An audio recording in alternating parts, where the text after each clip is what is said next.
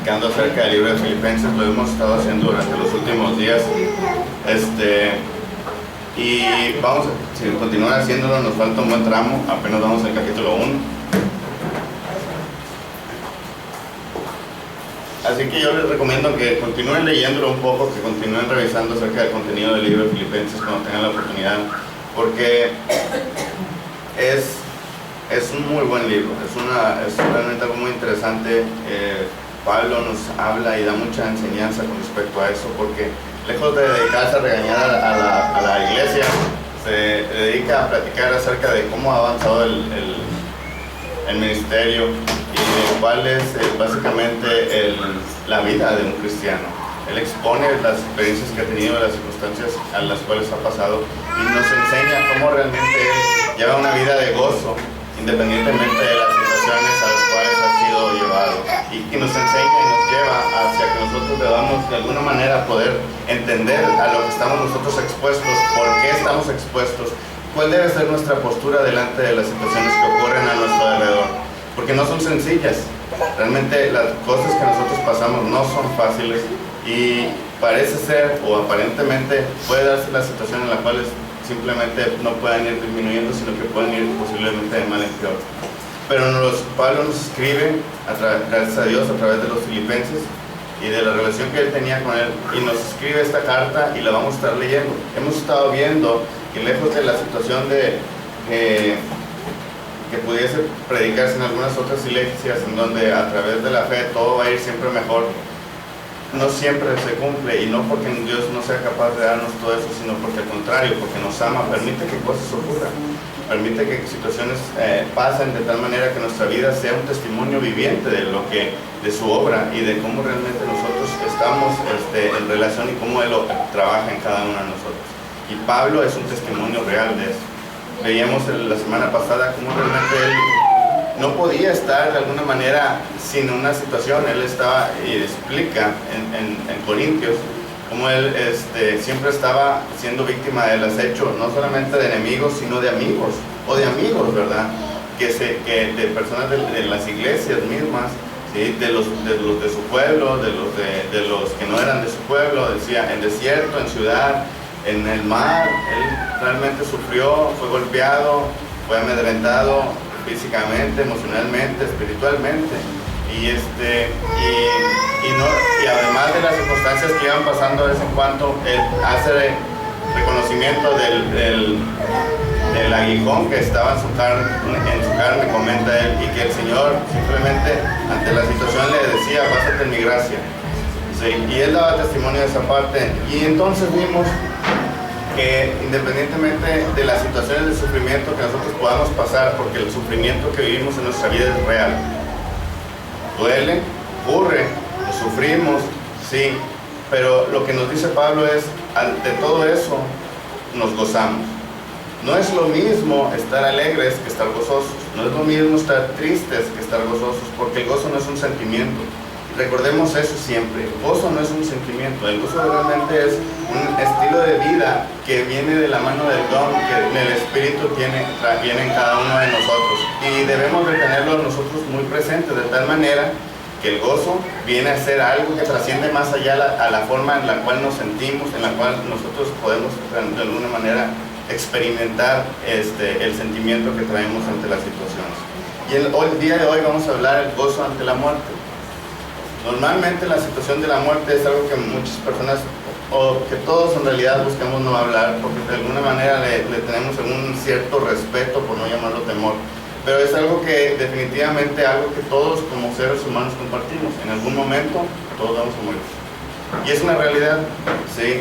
Y cuando alguien dice una frase así como todos vamos a morir, ahí es, calla, no digas, no lo vayas a invocar. De alguna forma existe ese temor, pero es una realidad.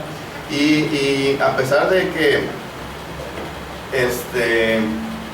es algo tan natural, porque es algo es completamente normal, existe una situación de temor, existe una situación de negación, no solamente de palabras, sino de pensamiento,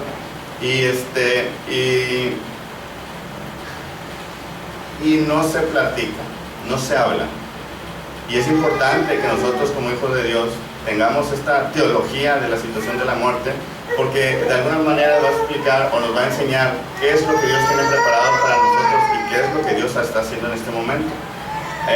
Anteriormente yo les hablaba de la situación de la teología del sufrimiento, cómo realmente en la mayoría de las iglesias se enseña que cómo hacer terapia del sufrimiento. ¿Qué significa terapia del sufrimiento? En cómo sanar el dolor de alguna manera, cómo sanar el sufrimiento, pero no entender por qué, por cuál es el propósito. Y en Dios encontramos un propósito, dar gloria a su nombre. Eso es lo más básico. Posiblemente nos fuimos a los detalles en aquella ocasión. Hoy vamos a hablar de la teología de la muerte, ¿sí? Y Pablo nos va a explicar. Es increíble los versículos que encontramos en este capítulo, porque son versículos de los cuales vale la pena recordar el resto de nuestros días, porque en eso vamos a fundamentar muchos de los pasos que vamos a dar, muchas de las decisiones que vamos a tomar, ¿sí? Están basados en muchos de los versículos que Pablo nos manda a través de esta carta, ¿sí? Primeramente vamos a entender cómo es que la muerte entró en el mundo, y la situación es que todo empieza en el Génesis, ¿sí? En Génesis 2:16 Dios nos dice: si pecan, ciertamente morirán.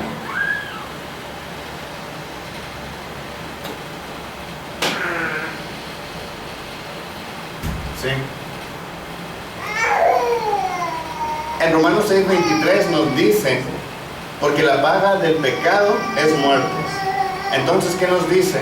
Que el que peca morirá, porque la paga del pecado es muerte. Y en Romanos 5:12 dice: por tanto, como el pecado entró en el mundo por un hombre, y por el pecado la muerte, así la muerte pasó a todos los hombres por cuanto todos pecaron. Ante esta situación debemos entender que hay una estadística que dice que cada hora mueren aproximadamente 6.322 personas. Parece muy exacto, pero pues es un promedio. Y ante esta situación todavía seguimos peleando con este sentimiento. No somos muy llevados, como les decía, a hablar acerca de la muerte. No es un tema del cual nos gusta platicar, pero la verdad es que nosotros tenemos que entender que ante la situación, que Dios es un Dios vivo y que por eso nosotros vivimos. Ante la situación del pecado, estamos ante una situación de enfrentando a un enemigo, porque la muerte no viene de Dios, la vida viene de Dios, la muerte viene del pecado. Entonces, por eso esa versión que nosotros tenemos, y si leemos 1 Corintios 15:26, lo manifiesta como un enemigo, ¿sí? Es algo que no aceptamos, es algo que no procuramos, sino que intentamos repelerlo, ¿sí? Y la verdad es que es tan así está que Eclesiastés dice que Dios puso en el corazón del hombre anhelo de eternidad, ¿sí? O sea, es algo interesante como la manera en que nosotros hemos sido hechos a imagen y semejanza de Dios, que nacemos, ¿sí? Nacemos con un anhelo de aquello que es Dios, aquella naturaleza que Dios puso en nosotros, aquella intención que puso en nosotros, pero simplemente por el hecho de nacer bajo el pecado, nosotros nacemos muertos espiritualmente, dice la palabra, y con el tiempo vamos a morir carnalmente. Y entonces, ante las situaciones, bueno, estamos vivos carnalmente, andamos por aquí un tiempo y después morimos. ¿Y qué pasa? Sí, desde las culturas antiguas existe ese pensamiento: bueno, ¿qué va a ocurrir? ¿Qué pasa más allá? ¿Qué es lo que sigue, no?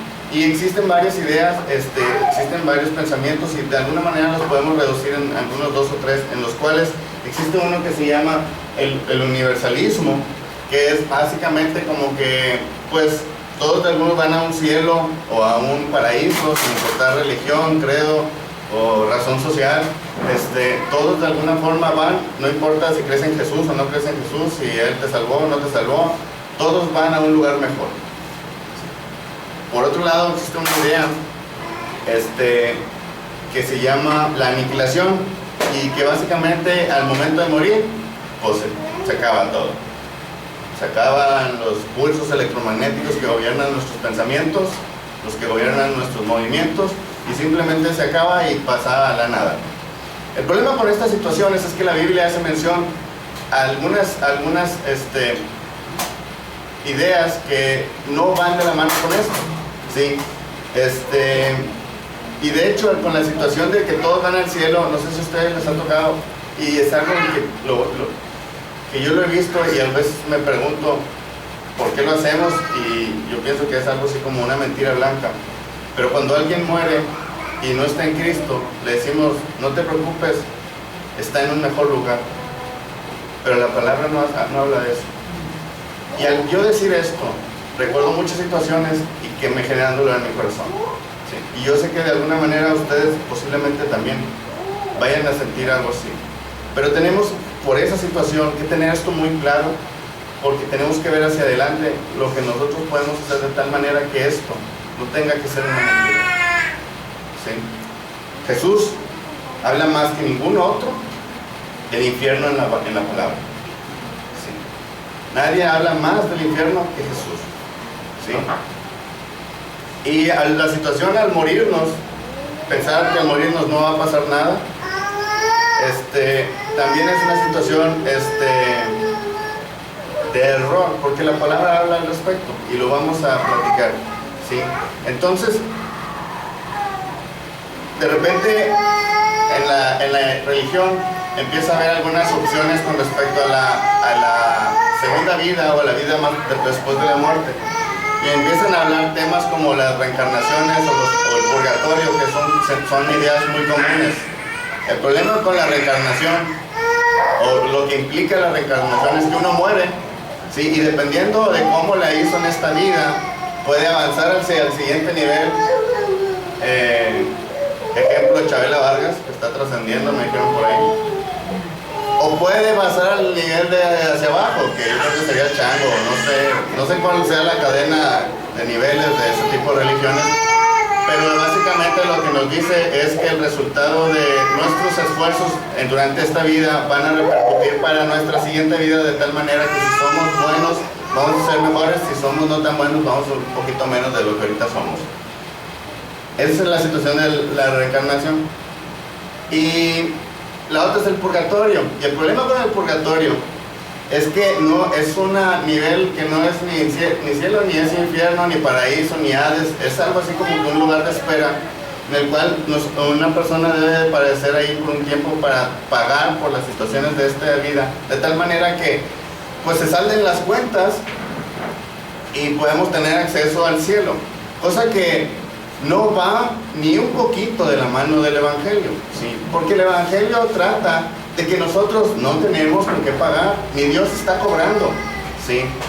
Entonces, la situación es que Dios da a su Hijo, Él no está para cobrar, Dios está para dar, y Dios lo ha dado todo, se ha dado a sí mismo, ¿sí? Y el que cree en Él no tiene que poner nada más que simplemente aceptar que así son las cosas, y encontrar gracia delante de Dios de tal manera que al morir nadie tiene que ir a ningún lugar a pagar ningún abono, ni dar ninguna letra, ni firmar ninguna droga. Todo ya está hecho. ¿Sí? Entonces, esa situación viene y leemos en Hebreos 9:27, dice, y de la manera que está establecido para los hombres que mueran una sola vez. ¿Se sabían esa? La palabra dice que nada más tenemos una vida, no somos ningún Mario Bros. Sí, nada más tenemos una vida, dice que muere una sola vez y después de esto el juicio. Es increíble cómo tantas ideologías, tantas teologías se mueven en el mundo y simplemente en un versículo la palabra dice, reaccionen, nada más tenemos una chance de estar aquí, es una bendición estar aquí, ¿sí? Y después vamos a estar delante de Dios. Gloria a Dios, gloria a Dios. Y curiosamente, si ustedes se ponen a investigar y se meten a la biblioteca más grande del mundo, no van a encontrar una sola idea, una sola filosofía, una sola religión que diga, ¿saben qué? Todos nos vamos al infierno. No existe eso. No existe. Por alguna extraña razón, es algo que nosotros rechazamos y que posiblemente, si no fuese por la obra de Dios, sería la realidad. Sería